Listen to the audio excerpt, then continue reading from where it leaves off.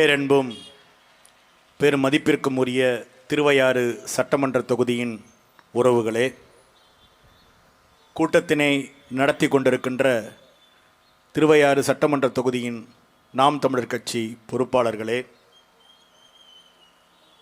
இந்த கூட்டத்திலே பங்கேற்றிருக்கின்ற திருவையாறு சட்டமன்ற தொகுதியின் நாம் தமிழர் கட்சியின் வெற்றி வேட்பாளர் அன்பு தம்பி முனைவர் செந்தில்நாதன் அவர்களே, பேரறிஞர் ஐயா மாசோ விக்டர் அவர்களே,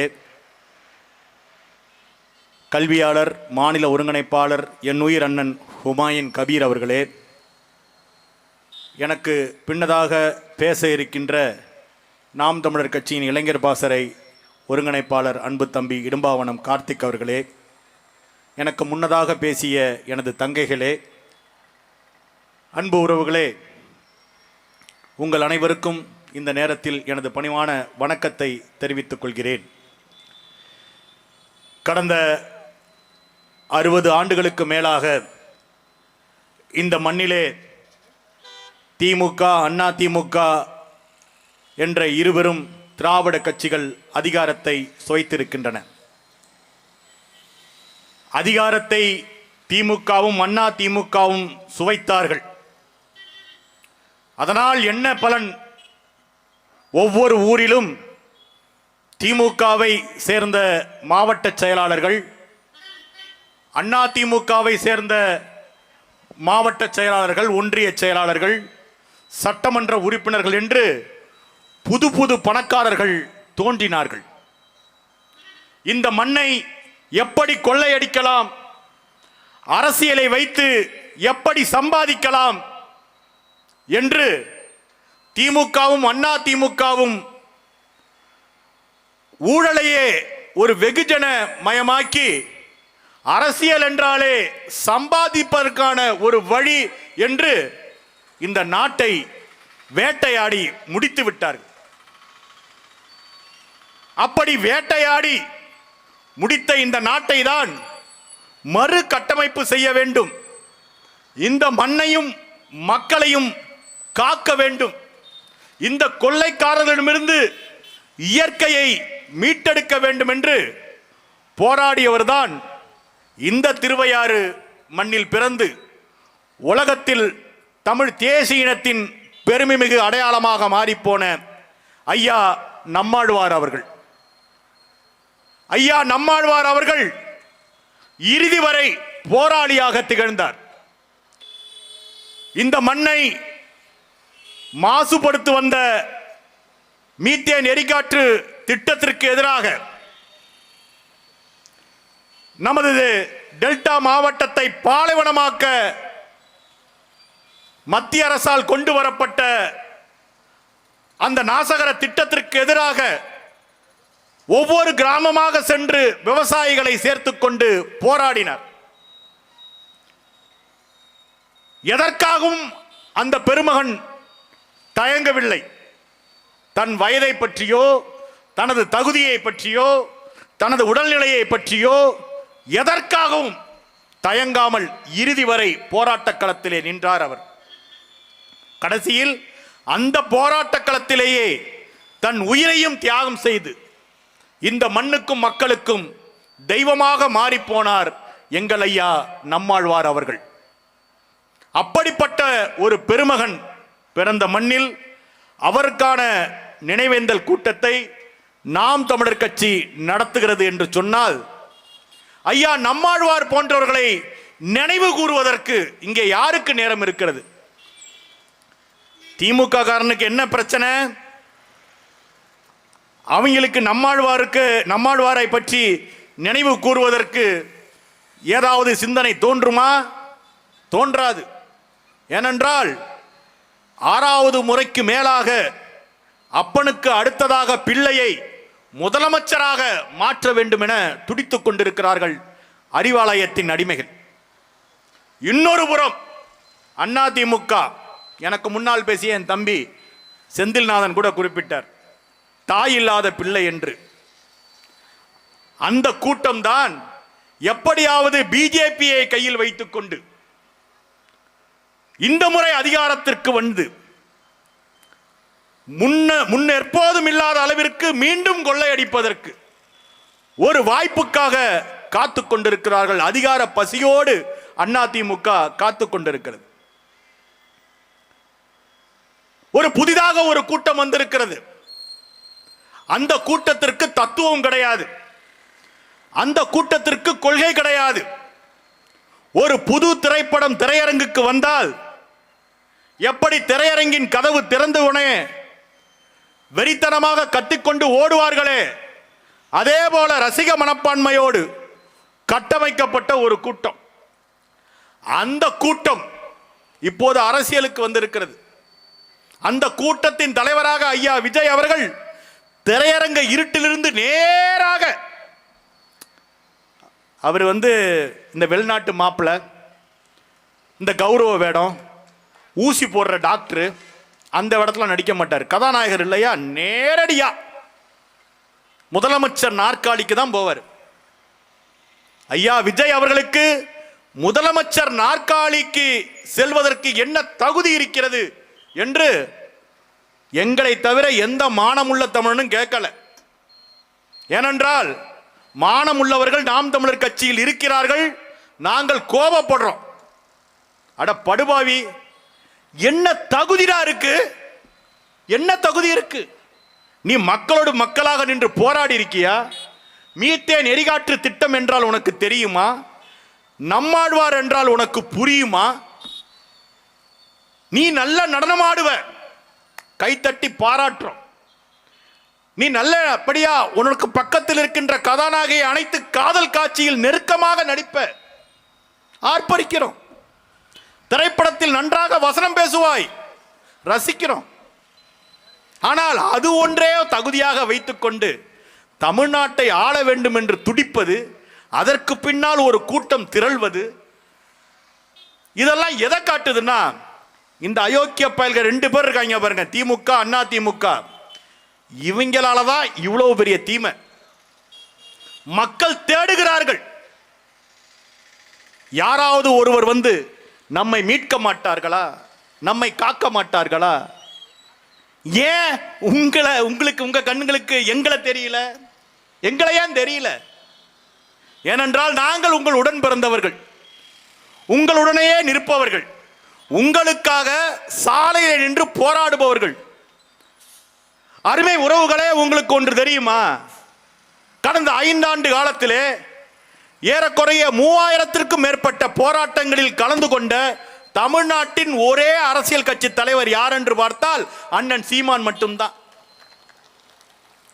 போராடக்கூடிய எல்லா மக்கள் கூட நின்று அவர்களின் போராட்ட குரலுக்கு வலிமை சேர்த்து மக்கள் போராளியாக அறியப்பட்டவன், ஒரு மகத்தான தலைவன் உங்கள் முன்னால் வாக்குக்காக வந்து நிற்கிறான். அவனுக்கு ஓட்டு போடாம நான் சினிமா நடிகனுக்கு ஓட்டு போட போறேன், ஏற்கனவே என்னை சுரண்டி கொடுத்த அறிவாலய அடிமைகளுக்கு ஓட்டு போட போறேன், சுரண்ட துடிக்கிற அதிமுகவின் தற்குறிகளுக்கு ஓட்டு போட போறேன், அப்படிலாம் யோசிச்சிங்கன்னா யாரு காப்பாற்ற முடியும்? நாட்டில் நல்லது நடக்கணும், நல்ல ரோடு வேணும், நல்ல விளக்கு எரியணும், சாக்கடை வசதி வேணும், கொசு தொல்லை இருக்கக்கூடாது, நகராட்சி நல்லபடியா இயங்கணும், பேரூராட்சி நல்லபடியா இயங்கணும், அவர் கடமையை செய்யணும்னு எல்லோருக்கும் சொல்வதற்கு அறிவுரைகள் இருக்கின்றது உறவுகளே. ஆனால் அந்த அறிவுரையை நடைமுறைப்படுத்த ஒரு கூட்டம் துடித்துக் கொண்டிருக்கிறது, ஒரு படித்த இளைஞர் கூட்டம் துடித்துக் கொண்டிருக்கிறது. உங்களுக்கு முன்னால் வேட்பாளராக நின்று கொண்டிருக்கின்ற என் தம்பி முனைவர் செந்தில்நாதன் அணுவியல் துறையில முனைவர் பட்டம் பெற்றவன், பேராசிரியர், நோபல் பரிசு கமிட்டியில இடம்பெற்றவன். அவன் யார் என்று நான் பேசி முடித்த பிறகு இதே வளாகத்திலே ஒரு படம் திரையிடப்படும், நீங்க பாருங்க. அவன் படிச்ச படிப்ப அப்படியே பிழை இல்லாம இங்கே திமுக சார்பாக போட்டியிடுகின்ற வேட்பாளர் யாராவது ஒருவர், அல்லது அண்ணா திமுக வேட்பாளர் யாராவது ஒருவர், அல்லது இந்த அணில் கூட்டத்தில் இருக்கின்ற யாராவது ஒருவர் அவன் படிச்ச படிப்ப நீ பிழை இல்லாம படிச்சிரு பாப்போம். அவன் படிச்ச படிப்பே உங்களுக்கு புரியாது. அப்படிப்பட்டவன் வெளிநாட்டில் பார்த்துக்கிட்டு இருந்த வேலையை விட்டு சொந்த ஊரை வந்து வளர்க்கணும், அந்த ஊர்ல நின்று எளிய மக்களுக்காக போராடணும் வந்து நின்னா எது போன்ற வேலை? என்னென்ன சிந்தனை? ஓட்டுக்கு காசு கொடுக்கிறது, அந்த கொடுத்த காசை வட்டியும் முதலுமா சம்பாதிக்கிறது. யோசிச்சு பார்க்குறப்ப ஒரு கொலை வெறி ஏற்படுதா இல்லையா? நாங்கள்லாம் என்ன அரசியல்வாதிகளா? கருணாநிதி மகன் போல, ஐயா ஸ்டாலின் மகன் போல பரம்பரை அரசியல்வாதியா? இல்லையே. நாங்கள்லாம் படித்த இளைஞர்கள். இந்த அரசியல்லாம் வேணாம், இது சாக்கடை, இதுல போய் நம்ம ஏன் தலையிடணும் அப்படின்னு ஓரமா ஒதுங்கி ஒதுங்கி போனவங்க. நாங்க பண்ற பெரிய அரசியல் நடவடிக்கையை எங்க ஐயா விக்டர் ஐயா எழுதின புத்தகங்களை படிக்கிறது மட்டும்தான். அந்த அளவுக்கு தான் போதும். அவர் எங்களுக்கு ஊட்டிய அந்த அறிவு எங்களுக்கு போதும்னு நினைச்சு வாழ்ந்துகிட்டு இருந்த கூட்டம். வேற வழி இல்லை. யாராவது ஒருவர் வருவார் என்று நினைத்தோம், யாரும் வரல. கடைசியில் நாங்களே வந்து நிக்கிறோம். இறுதியாக இந்த மண்ணிலே இந்த மக்களையும் மொழியையும் உயிருக்கு மேலாக நேசிக்கின்ற ஒரு இளைஞர் கூட்டம், ஒரு படித்த பண்பான இளைஞர் கூட்டம், அரசியலை ஒரு பண்பாடாக கற்றுக்கொண்ட ஒரு கூட்டம், அதை பண்பாடாக போதிக்கின்ற ஒரு கூட்டம் நாம் தமிழர் கட்சின்னு ஒரு கட்சியை கட்டி தீவிரவாதி பயங்கரவாதி என்று உலகத்தாரால் பழிதூற்றப்பட்ட எம் தேசிய தலைவர் மேதகுவே பிரபாகரன் அவர்களை எங்கள் தலைவராக ஏற்று 2016ஆம் ஆண்டிலிருந்து சளைக்காமல் ஒவ்வொரு தேர்தலிலும் போட்டி. நீ ஓட்டு போடுறியோ போடலையோ, ஆனா நாங்கள் போட்டியிட்டுக் கொண்டே இருந்தோம். எங்களது நம்பிக்கை உங்கள் மீது நாங்கள் வைத்த நம்பிக்கை அது அசலானது, தத்ரூபமானது, உயிர்ப்பானது. நம்பினோம். 2016 நான் கும்பகோணம் வேட்பாளர் 3000 ஓட்டு வாங்கினேன். 3000 ஓட்டு வாங்கிட்டு நான் வந்து எங்க அண்ணனுக்கு எடுக்கிறேன், சீமான் அண்ணனுக்கு. அண்ணன் நான் தோத்துட்டேன், 3000 ஓட்டு தானே வாங்கியிருக்கிறேன் அப்படின்னு. பரவாயில்லடா, கும்பகோணத்தில் 3000 பேர் மானமுள்ள தமிழன் இருக்காண்டா, என் தம்பிக்கு ஓட்டு போட்டிருக்காண்டா. 3000 பேரை ஒரு திடலில் நிறுத்தி வைத்து பாரடா பாரடா. என் குலம் என்றுனை தன்னிடம் ஒட்டிய மக்கள் பெருங்கடல் பார்த்து மகிழ்ச்சிக்குள் அறிவை விரிவிசை அகண்டமாக்கு விசால பார்வையால் விழுங்கு மக்களை அப்படின்னு சொன்ன அண்ணன். நானே பெருமிதம் அடைஞ்சிட்டேன். பரவாயில்ல, ஒரு படித்த இளைஞன் எனக்கு ஒரு 3000 பேர் என்னை நம்பி ஓட்டு போட்டிருக்கான். அப்போ மாற்று அரசியலுக்கான தேவை இந்த மண்ணில் இருக்குதா இல்லையா? அதே நம்பிக்கையில தான் என் தம்பி செந்தில்நாதன் போட்டிடுறான். அந்த நம்பிக்கைக்கு யார் வலிமை சேர்க்கணும்? திருப்பி திருப்பி நான் வந்து பாரம்பரிய திமுக காரன் உதயசூரியன் சின்னத்தில் குத்துனாதான் என் கட்ட விரல் விளங்கும்னு நின்னு வச்சுக்க. நாளைக்கு உன் தலைமுறை பிள்ளைகள் இருக்கான் பாரு, நடு ரோட்ல ஒரு கோவலை தண்ணி இருக்கா விக்கி செத்து போவான். நீ பாக்குறீல இவங்க எப்படிப்பட்ட ஆட்சியை கொடுக்குறாங்கன்னு. உலகத்துல ஆத்துல சிமெண்ட் ரோடு போட்டிருப்பானா அவனாச்சும்?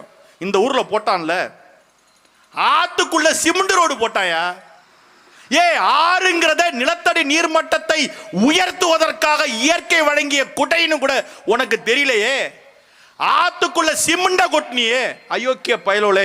நீங்க சம்பாதிக்கிறதுக்கு ரோடு போடுறேன்னு சொன்ன, குளம் வெட்டினு சொன்ன, குட்டையை வெட்டன்னு சொன்ன, காசை ஆட்டையை போட்ட, அதெல்லாம் விட்டு தொலை.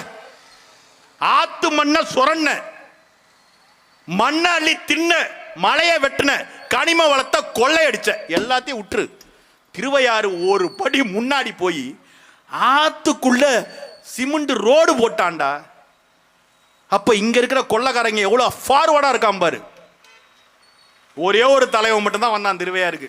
என்னடா இது, ஆத்துக்குள்ள போய் இது சிமெண்ட் ரோடு போட்டு வச்சிருக்கீங்க, சிமெண்ட்டை போட்டு வச்சிருக்கீங்க அப்படின்னு. இப்படி போட்டா நிலத்தடி நீர்மட்டம் எப்படா வரும்? ஆற்றோரத்தில் இருக்கின்ற மரங்கள் எல்லாம் வந்து பட்டு போயிடாதான்னு ஒரே ஒரு அறிவுள்ள தலைவன் அண்ணன் சீமான் மட்டும்தான் கேட்டான்.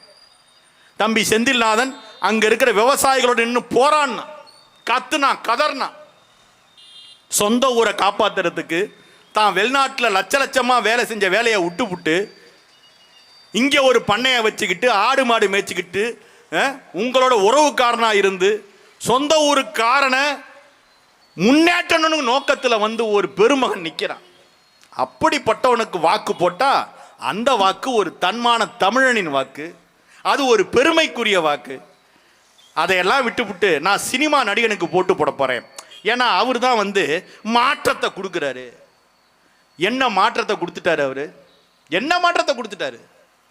ஐயா விஜய் கொடுத்த மாற்றம் என்ன? இப்ப உலகத்திலேயே ஆடியோ ஃபங்க்ஷனுக்காக போய் மலேசியாவில் போய் ஒரு நிகழ்ச்சி நடத்திருக்கிறார். அதுல அழுகிறாரு. 41 பேர் செத்து போனான் விஜயை பார்க்க கூடி கரூர்ல. 41 பேர். அன்னைக்கு கலங்காத அந்த கண்ணு நேத்தி அந்த மலேசியாவில் ஆடியோ ஃபங்க்ஷன்ல கடைசி சினிமாமா. அதுக்கு எல்லாரும் ஒப்பாரி வேற வைக்கிறானுங்க. டேய், இதெல்லாம் ஒரு சாதனையாடா? ஏண்டா 1000 படம் நடிச்ச மனோரமா கூட அமைதியா செத்து போயிடுச்சுடா.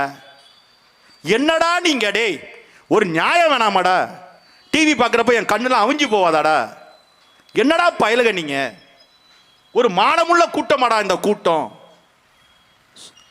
சோழன், பாண்டியன், சேரன் நம்மளாம் சண்டை போட்டுட்டு வேற இருக்கோம். மீசியை முறுக்கிட்டு வேற திரிஞ்சிட்டு உட்காந்துருக்கோம். இந்த வந்துடுறேன் பாருப்பா. என்னைக்காக தான் பேசுறோம், அதையே பிடிச்சிட்டு. அப்போ ஒரு கோபம் வருதா இல்லையா?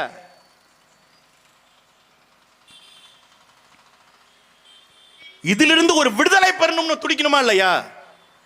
ஒரு தமிழனா இருந்தா உங்க மரபணு துடிக்கணுமா இல்லையா? நம்மாழ்வார் உடம்புல ஓடுச்சு பாருங்க, அந்த மரபணு அதுதானங்க நம்ம உடம்புலையும் ஓடுது.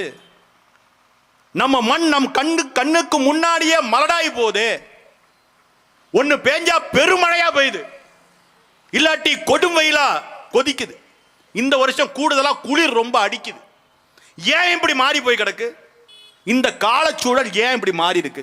எவனாச்சும் அறிவுள்ளவன் சிந்திச்சிங்களா? ஏனென்றால் இங்கே இந்த நாட்டை ஆண்டு கொண்டிருப்பவர்கள், ஆள துடிப்பவர்கள் கொள்ளைக்காரர்களாக மாறி இயற்கை வளங்கள் அனைத்தையும் அழிச்சு முடிச்சிட்டான். இப்ப திருப்பரங்குன்றம் மலையை காப்பாத்துறதுக்கு போராடுறானே அயோக்கிய பயலுக. அங்க போய் நான் விளக்கேத்தினாதான் விளக்கேரியும் பேசுறானோல. ஏண்டா எத்தனை மலையை வெட்டி கொண்டு போயிட்டு இருக்கான் கேரளாவுக்கும் கர்நாடகத்துக்கும். அங்கெல்லாம் கேட்க வக்கு இருக்கான் உனக்கு? திருப்பரங்குன்றம் மலையில தான் நீ நிப்பிய. அங்க ராவுத்தரும் நம்ம முருக பக்தர்களும் ஒன்னா நிக்கிறான். ஒண்ணு முன்னுமா அண்ணன் தம்பியா வாழ்றான். உனக்கு எங்கடா பத்துக்கிட்டு எரியுது அயோக்கிய பயலோலா? இது இந்த பிஜேபி பயலுக வேற. பார்த்துக்க, வர தேர்தலில் தம்பி செந்தில்நாதனுக்கு ஒரு ஓட்டை போடு. அதுதான் இறுதி வாய்ப்பு. படித்தவனுக்கு ஒரு ஓட்டு போடணும். காசு வாங்கினாலும் சரி, கண்ணியவானுக்கு ஒரு ஓட்டை குத்தணும். நமக்காக போராடுபவனுக்கு ஒரு ஓட்டை போடணுங்கிற சிந்தனை வேணும். அந்த சிந்தனையை வாக்கு பதிவு நடக்கின்ற அன்று வாக்குச்சாவடிக்கு போய் ஓட்டு போடுற நொடி வரைக்கும் கலங்காம நிறைவேற்றணும். விவசாயி சின்னம் அண்ணன் சீமான் தான் எங்களது எண்ணமாகவும் சின்னமாகவும் அமைஞ்சிருக்கிறார். பார்த்துக்க, அண்ணன் சீமான் உருவம் தான் சின்னம். இதுவரைக்கும் நாங்க பதிவு செய்யப்பட்ட அரசியல் கட்சியா இருந்தோம். இந்த தேர்தலில் அங்கீகரிக்கப்பட்ட அரசியல் கட்சியா மாறி இருக்கிறோம். Recognised political party. 8% மேல வாக்கு வாங்கியிருக்கிறோம். சும்மாலாம் வாங்கல. எவன் கூடயும் கூட்டணி கிடையாது. தானிச்சு போட்டி. துளி துளியா வளர்ந்து 8.22% வாக்க வாங்கிட்டு நெஞ்ச நிமித்தி இந்த முறையும் தனிச்சு நிக்கிறோம். அதுல 117 இடம் ஆண்களுக்கு, 117 இடம் பெண்களுக்கு. சரிசமமா பாலியல் சமத்துவத்தை நிலைநாட்டி பொது தொகுதியில ஆதித்தமிழருக்கு இடம், இதுவரை ஒதுக்கப்பட்ட சமூகத்தினருக்கு இடம்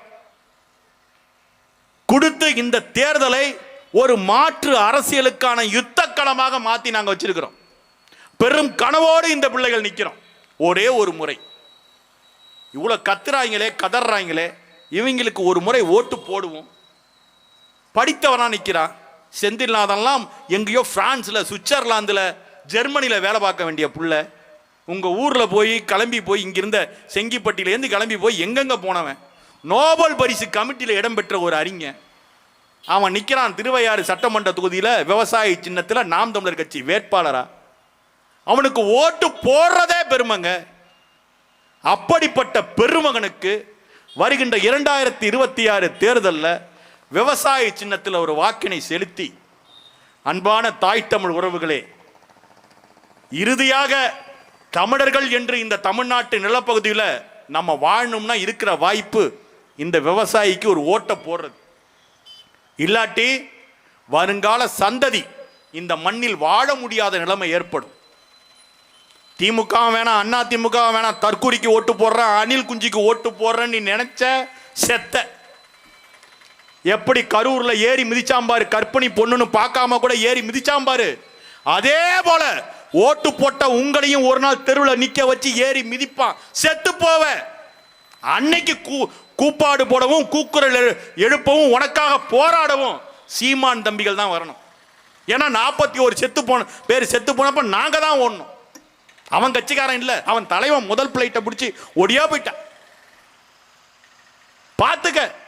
பார்த்துட்டு இந்த தேர்தலில் என் தம்பி செந்தில்நாதனுக்கு விவசாயி சின்னத்தில் ஒரு வாக்கினை போட்டு அவனை வெல்ல வைத்து ஒரு பாருங்க, இப்ப போட போறாங்க அந்த படத்தை. அப்பேற்பட்ட ஒரு பெருமகன் அவன் போய் சட்டமன்றத்தில் உங்களின் குறைக்காக உங்களின் குரலாக பேசினா எப்படி இருக்குன்னு யோசிச்சு பாருங்க. அந்த பெருமகனுக்கு வருகின்ற 2026 தேர்தலில் விவசாய சின்னத்திலே வாக்களிக்க கேட்டுக்கொண்டு தந்த வாய்ப்புக்கு நன்றி கூறி விடைபெற்று முடிக்கின்றேன். நன்றி, வணக்கம். நாம் தமிழர்.